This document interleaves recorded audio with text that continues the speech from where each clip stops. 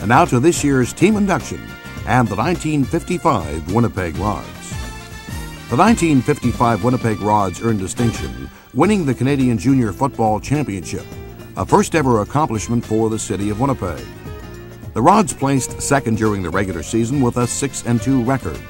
They then went on to win the two-game semifinals against the Weston Wildcats by scores of 13-10 and 7-0. Moving on to the next round in Regina, the Rods defeated the Regina Rams 24-11 in the first game, fell 31-12 in the second, and took the third and deciding game in the series 24-11 to win the Manitoba-Saskatchewan Sifton Trophy.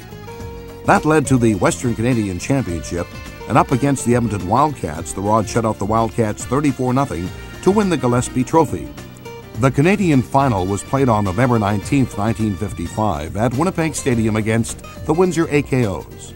Played on a frozen turf, Eugene Woloschuk rushed for 77 yards and scored 2 touchdowns to lead Winnipeg to a 19-13 victory. The game breaker came in the fourth quarter. The Rods were up 13-7 and on their own 33. Quarterback Bruce Palmer handed off to Barry McQueen over right guard. McQueen rambled 77 yards for one more touchdown to put the Rods on top 19-7. On the next sequence, Windsor rallied back with a 71-yard touchdown to narrow the gap to 6 points. But the Rods defense dug in and held Windsor off the scoreboard the rest of the game.